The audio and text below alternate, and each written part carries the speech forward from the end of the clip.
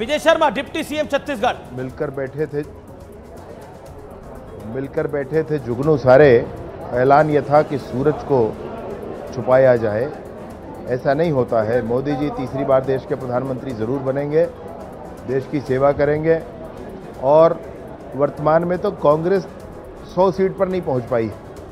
पूरा अलायंस का जो इंडिया अलायंस की सीटें हैं वो सीटें भाजपा की अकेले सीट से कम है। भाजपा ने 2 प्रदेशों में सरकारें बनाई। हाँ, उत्तर प्रदेश और महाराष्ट्र में भाजपा की सीटें कम हुई हैं। वो हमारे लिए चिंतन का विषय अवश्य है और उस पर बात होगी। उस पर हम फिर कोशिश करेंगे, फिर जनता के पास जाएंगे, फिर अपनी बात रखेंगे। लेकिन तीसरी बार देश में प्रधानमंत्री बनने वाले माननीय नरेंद्र मोदी। लेकिन आप ये मानेंगे विजय शर्मा जी ये मानेंगे कांग्रेस की सीटें तो दुगनी हुई हैं, दुगनी तो हुई हैं। ऐसे भी कोई आकलन नहीं था, ऐसा भी कोई उम्मीद नहीं थी कि कांग्रेस इतना आगे कर जाएगी कि लगभग दुगनी सीटें ले लेगी, अपनी 100 सीटों के आसपास पहुंच जाएगी, जो 50 सीटों के आसपास थी। दुगना कहने का अर्थ होता है भैया, जिसकी 200 सीटें हैं उसको 400 सीटें लानी है तब दुगना होता है। जिसकी 25-30 सीटें हैं उसको 60-70-80 सीटें लाना है तो वो अलग किस्म का दुगना होता है।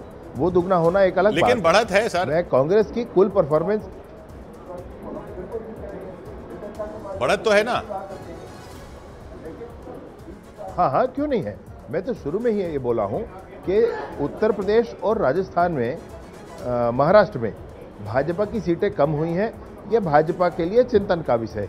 हम उस पर चिंतन करके फिर जनता के बीच जा करके फिर अपनी बात रखेंगे और पुनः अगली बार फिर से भाजपा की सरकार बनेगी अगली बार। लेकिन अभी तो इस बार की बात है, हमारे पास सिंगल नंबर्स आ गए हैं। टीडीपी 16, जेडीयू अब 13 नंबर पर 13 सीटों पर आती हुई और बीजेपी का अपना नंबर 240 हो गया है। बीजेपी ने अपने 6 सीटें बढ़ाई हैं। बीते 40 मिनट में, 40 से 50 मिनट में बीजेपी की 6 सीटें बढ़ी हैं इंडिविजुअली बीजेपी की। ये एनडीए की जो सीटें बढ़ी हैं इसमें अधिकतर बीजेपी की सीटें और किसी की सीट नहीं आ रही है। उधर जो विपक्षी गठबंधन है वो चुनाव आयोग भी पहुंच गया कि ये आखिर में काउंटिंग स्लो की जा रही है और बीजेपी को फायदा पहुंचाने की कोशिश की जा रही है, ऐसा इल्जाम है उनका। बीजेपी की सीटें विजय शर्मा, आप इस आरोप को कैसे देखते हैं जो आरोप लगा रहा है विपक्ष और कांग्रेस इस समय चुनाव आयोग पहुंच गई है और उनका कहना है कि काउंटिंग स्लो करी जा रही है, इसके पीछे क्या कारण है? उन्होंने एनडीए गठबंधन के जितने लोगों ने अभी जीत दर्ज की होगी ना, एनडीए गठबंधन के जितने लोगों ने अभी जीत दर्ज की है उन लोगों ने ही ईवीएम पर आरोप लगाए हैं। अभी पूछना पड़ेगा कि अभी ईवीएम कैसे ठीक हो गया भाई। जब आप जीत जाते हो तो ईवीएम ठीक होता है, जब आप हार जाते हो तो खराब हो जाता है। ऐसा ही मसला ये है। इसमें जाकर के अब ये कहने लग गए हैं कि अब स्लो हो रहा है। अरे भैया, स्लो कर सकते, करवाने की बात होती तो शुरू से ही हो जाता, वो सब कोई बड़ी बात नहीं। क्या जयराम रमेश ने तो ये तक कह दिया है साहब, जयराम रमेश ने तो ये तक कह दिया है कि अधिकारी याद रखें, ध्यान रखें, सरकार बदल रही है।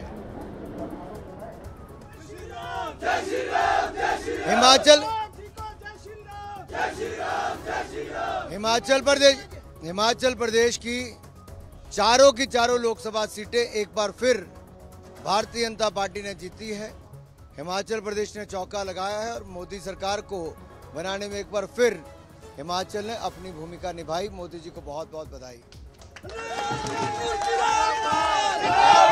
मेरे मुख्यमंत्री नीतीश कुमार जी ने जिस तरीके से हमारे गठबंधन को मजबूती दी, जीतन राम मांझी जी ने दी, उपेंद्र कुशवाहा जी ने दी और जिस एकजुटता के साथ हम पांचों दल एक साथ मिलकर हम लोगों ने चुनाव लड़ा, इसी का ही परिणाम है कि इतना बेहतरीन प्रदर्शन बिहार में हुआ। अब नीतीश जी का रोल कितना इंपॉर्टेंट रहेगा? लीड कर रहे हैं नीतीश जी की पार्टी बिहार में। मेरे मुख्यमंत्री जी का महत्व हर गठबंधन में हमेशा से महत्वपूर्ण रहा है और ऐसे में पुनः एक बार वो महत्वपूर्ण भूमिका में मेरे मुख्यमंत्री जी हैं। उन्हीं की वजह से और मेरे प्रधानमंत्री जी की वजह से पार्टी का गठबंधन का और आइए तस्वीरें इस वक्त आपके सामने है महाराष्ट्र की सियासत से जुड़ी हुई वो तस्वीर जो ये बताने के लिए काफ़ी है कि किस तरह से उद्धव ठाकरे के गुट में इस वक्त जश्न की तस्वीरें हैं। मातोश्री की तस्वीर इस वक्त आपके सामने, जश्न से भरी ये तस्वीर बताने के लिए काफ़ी है कि किस तरह से इस बार की जीत यकीनन कांटे की टक्कर के बावजूद बड़ी जीत के तौर पर सामने आई है।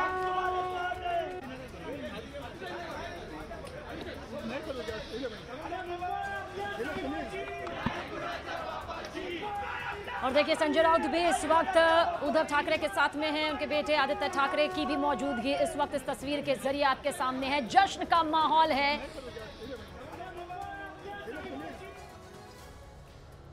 और देखिए नितिन गडकरी की तस्वीर भी इस वक्त आपके सामने मौजूद है। बीजेपी की को जहां जहां जीत हासिल हुई है वहां से जश्न की जो तस्वीरें सामने आ रही है वो तस्वीर भी इस वक्त आपके सामने है। नितिन गडकरी को इस वक्त बधाई देते हुए, जीत की बधाई देते हुए, एक एक सीट बेहद मायने।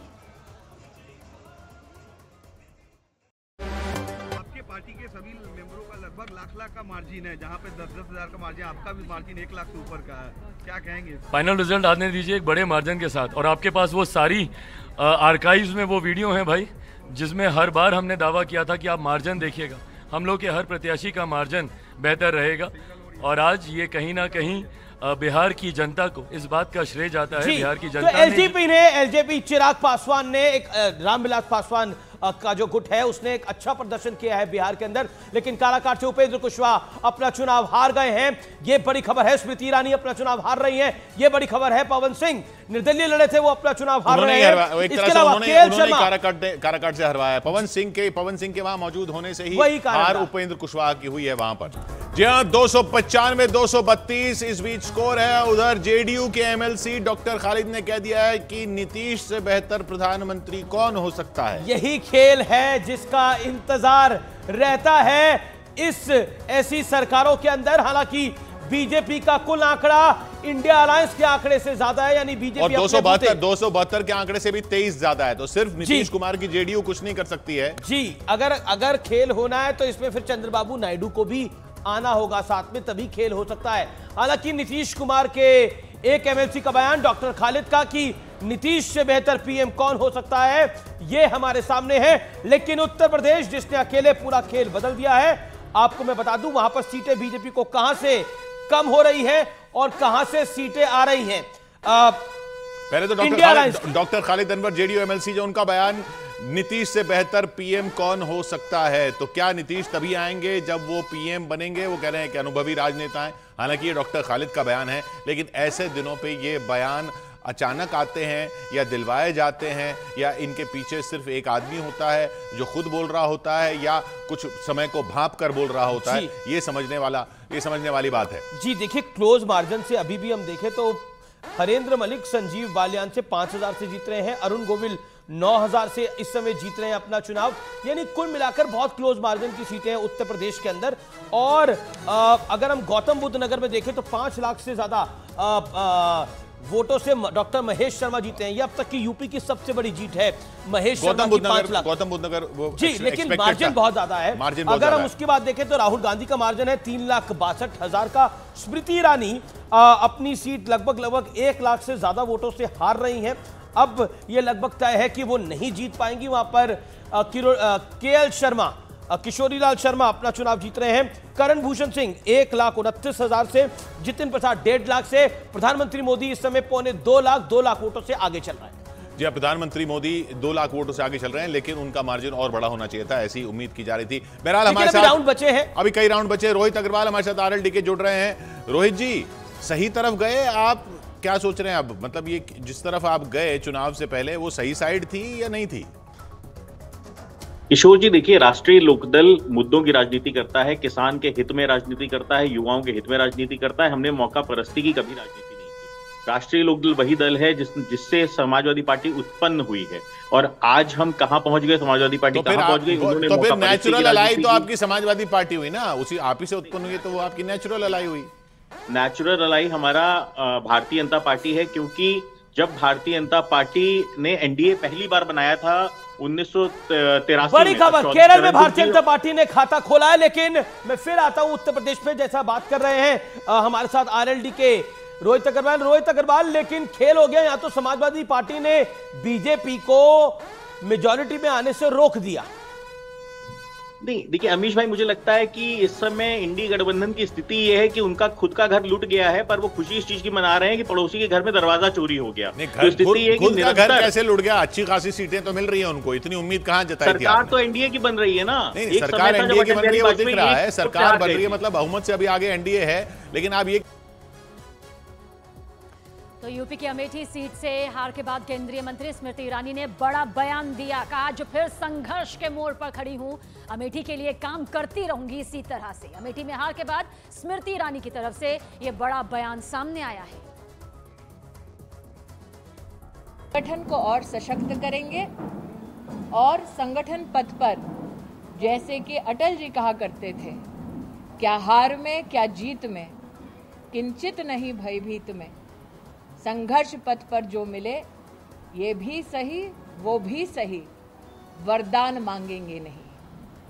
हम वो हैं जिन्होंने पूर्ण निष्ठा के साथ क्षेत्र की सेवा की और आगे भी संगठन की शक्ति के माध्यम से सेवा करते रहेंगे।